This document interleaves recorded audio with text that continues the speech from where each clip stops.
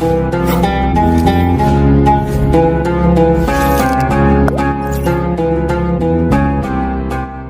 عليكم ورحمة الله وبركاته. ازيكم حبايب قلب؟ عاملين ايه؟ يا رب تكونوا خير، وحشتوني كتير وكمان بحبكم كتير في الله.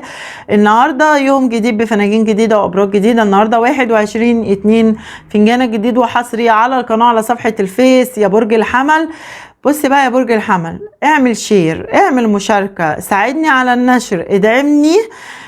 احنا في ايام مفترجة قبل اي شيء، وانا محتاجة للمساعدة وبطلبها منك، فياريت تقف جنبي، لاني يعني الفنجان ده انا عايزاه يوصل لاقدر عدد من الناس عشان اسرتنا تكبر، وعشان كمان بعض الاشعارات مش بتوصل للناس بصراحة. يعني متنساش كمان اللايك، ويا رب الخير اللي انتم هتعملوه معايا يترد ليكم باذن الله اضعاف مضاعفة. صلوا على رسول الله واتمنوا لنفسكم كل خير باذن الله تلاقوه.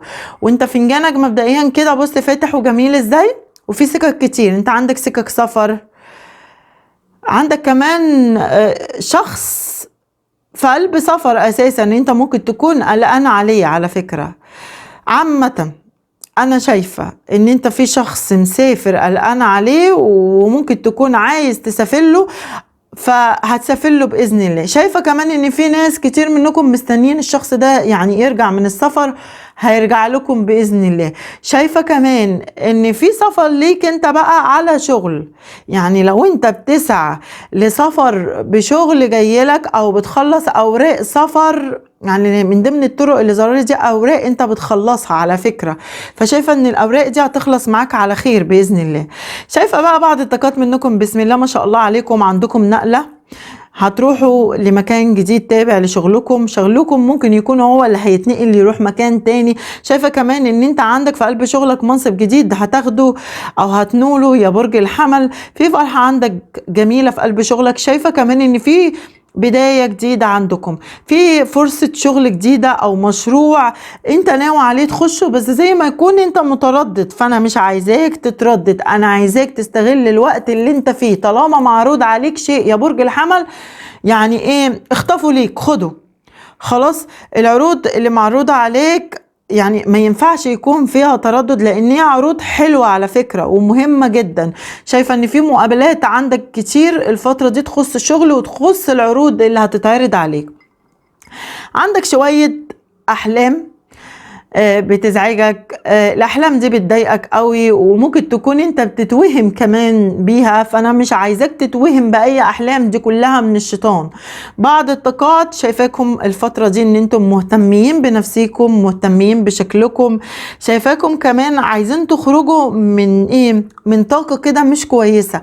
في طاقه سلبيه عند بعض الطاقات. شايفاكم يعني ملين قوي، زهقانين، عايزين تروحوا وتيجوا تغيروا من الوضع ده. فباذن الله عامة انا شايفة ان التغيير ده انتم ناويين عليه وناويين تعملوه، وابتديتوا فيه فعلا بان انتم تغيروا من شكلكم وان انتم تعملوا حاجة جديدة لنفسكم. شايفة بقى ان في طاقات كتير منكم انتم الفترة دي قريبين من ربنا قوي، وقربكم من ربنا ده بيعلي من احساسكم، بيعلي من حدثكم، بيعلي من روحانياتكم. شايفه كمان ان في ناس ناويين على عمره، في ناس ناويين على زياره مقام، في ناس كمان راجعين من عمره.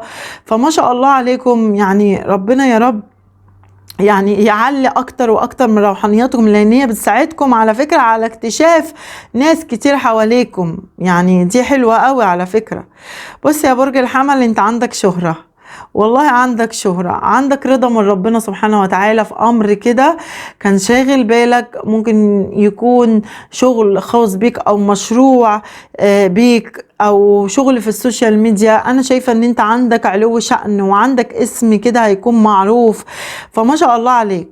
الناس اللي هي عندها حاجة في السر، بمعنى علاقة في السر، ممكن تكون انت متجوز في السر او انت في علاقة في السر. انا شايفة ان انت قلقان بسبب السر اللي عندك ده، قلقان قوي لحد يعرفه. فطالما ما حدش يعرفه، طالما انت مش قايله لحد، ما تقلقش. بس ممكن تكون انت بقى قلقان من الشخص اللي معاك في العلاقة، قلقان ان هو يعرف حد، يعرف شريكك مثلا لو انت بقى في علاقة ثلاثية، حد متجوز. فخلي بالك عامة يا برج الحمل. وفي اسرار كده عند ناس كتير منكم عامله لكم قلق. ممكن برضو تكون انت عندك شغل في السر ومش قايل لحد عليه. فخايف برضو حد يعرفه. فعامة اي حاجة بقى عاملة لك قلق في السر بإذن الله يعني مش هتتعرف طالما انت مش معرف حد يا برج الحمل. بص يا برج الحمل، انا مش عارفة بس هو في مراقبة عليك من برج مائي، والبعض من برج هوائي، وبعض الطاقات من برج ناري. الابراج دي عندك كتير. ف بص يا برج الحمل، من الاخر كده يعني الرموز اللي ظاهره لي دي، في شخص بيراقبك. الشخص ده بيحبك على فكرة قوي، بس قلبه مكسور منك. مش عارفة ليه، انت اذيته ولا انت سبته ولا ايه اللي حصل، انا مش عارفة. في شخص بيراقبك بيحبك قوي، قلبه مكسور ومفتور عليك كمان. يعني مفتور بمعنى ايه؟ ملهوف، قصدي اقولك. مش لاقيه لك كلام اشوفه في فك الرموز دي بصراحة. بص، على قد ما هو ملوف عليك بس مش عايز ياخد خطوة معاك، مش عارفة ليه. فحتة ان هو مش عايز ياخد خطوة معاك دي بتأكد لي ان انت عملت له حاجة يا برج الحمل بصراحة. لا اما انت اللي اذيته وخدت خطوة اذى ناحيته، او انت اللي سبته، انت اللي تركته. فانا هقول اللي ليك واللي عليك. وممكن يكون العكس على فكرة في الرموز دي. ممكن تكون انت اللي بتراقب الشخص وقلبك مكسور عليه ومفتور عليه وقلقان عليه، ونفسك ان الشخص ده ياخد خطوة معاك، وممكن يكون الشخص ده هو اللي مزعلك. فممكن تكون الرموز عامة عكسية. فعامة انت برضو عامة في طاقة انتظار للشخص ده ان هو يجيلك او ياخد خطوة معاك. في زعل ما بينكم، في انفصال ما بينكم، وكل واحد فيكم شايف ان هو على حق. انا شايفة ان في زعل عند ناس كتير من طاقات كتير منكم في علاقات كنتم فيها حصل انفصال مع اما ابراج نارية او ابراج مائية او ابراج هوائية، وشايفكم انتم دلوقتي في طاقة مراقبة وفي طاقة انتظار لبعض. وانتم شكلكم اساسا يعني مدين بعض جامد او بصراحة. يعني مش عارفة، انا مش عارفة يعني في الرموز دي اقول حتى ان هي عكسية. لا، ده انت وشريكك غلطانين في بعض. يعني مش هقول حتى عكسية.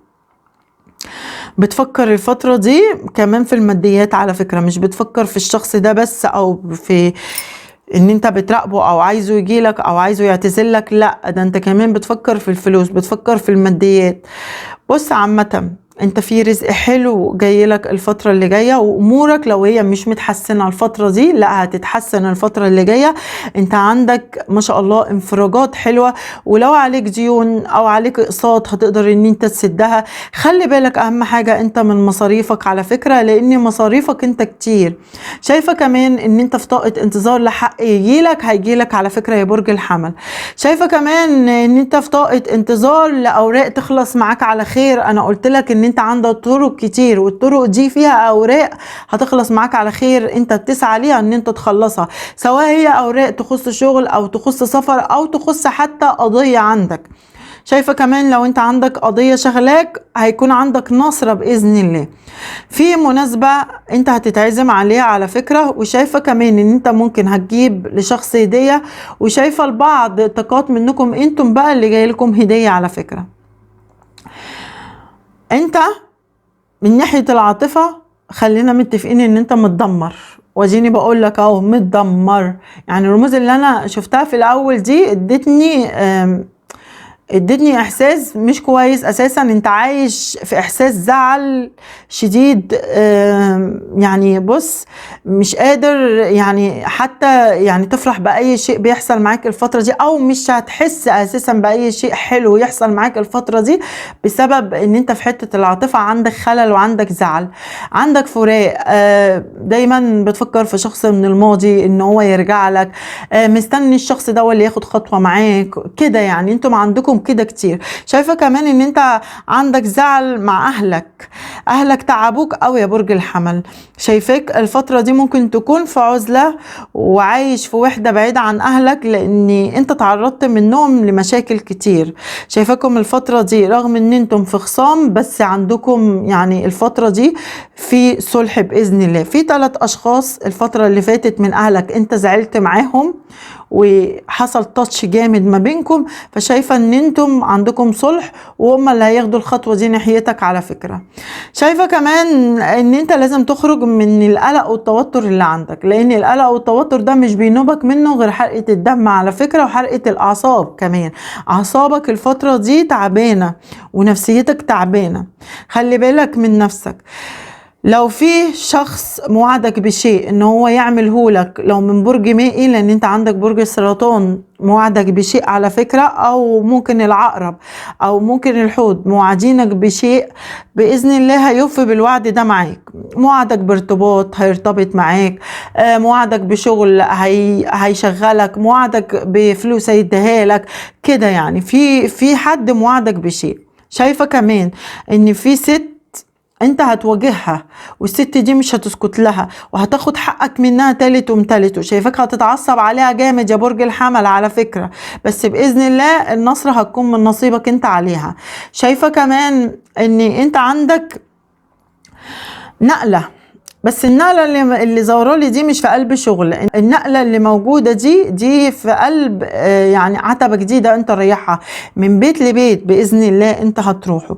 شايفة كمان ان انت الفترة دي في حد من اولادك ممكن يكون تعبان، او ممكن يكون في مشكلة تخص حد من اولادك، لاني شايفاك انت الفترة دي بتحاول تقرب منهم، او اكتشفت شيء يعني ممكن يكون شيء هم تعرضوا له ما كنتش انت قريب منهم الفترة اللي فاتت، بس انت الفترة دي هتقرب منهم غصب عنك، هتقرب منهم لان في حاجة هتحصل عامة دي لو ما كانتش حصلت عندكم.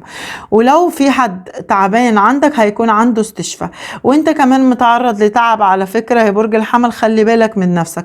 الاسبوع ده في امنية هتتحقق عندك باذن الله، هتفرح بيها قوي قوي قوي. في شخص ممكن يكون شريكك اللي بيعاملك بتكبر، يعني متجوز شخص بيعاملك الفترة دي لا اما بتكبر لا اما بيتجاهلك. شايفاك انت بقى مش هتسكت له على فكرة، الاول انت هتبعد عنه، بعد كده هتعامل نفس المعاملة، بعد كده مش هتسكت له، بعد كده انت هتواجهه باللي هو عمله معاك ومش هتسكت له. شايفة بقى ان انت تخلي بالك من نفسك ومن الناس اللي حواليك، وما تصدقش كلام اي حد يجي يقول لك اي كلام، ما تصدقوش. عامة في كلام انت هتسمعه كلام مش كويس، الكلام ده اللي هيتقالك كلام ما بيحصلش، يعني في حد هيقومك على حد، او ممكن تكون هتسمع اخبار مش كويسة. برضو خلي بالك من اي كلام اي حد يقوله لك، لان في ناس في قلب حياتك قصدها ان هي تضايقك، قصدها ان هي تعمل لك طاقة سلبية، قصدها ان هي تسبب لك حزن في حياتك، قصدها ان هي يعني بص تشيلك من ناس. فخلي بالك ما تسمعش لاي حد يا برج الحمل الفترة دي غير لما تكون متأكد وسامع الكلام انت بودانك. خلاص خلي بالك من نقطة زي كده يا برج الحمل. برج الحمل انا شايفة ان بالنسبة للماديات الرزق والله جاي لك حلو، وزي ما قلت لك هيكون عندك انفراجات حلوة. شايفة بس ان انت لازم تحسن نفسك، لان انت عندك شوية عكوسات، عندك عيون عليك كتير على فكرة، وممكن تعمل لك شوية خمول الفترة دي.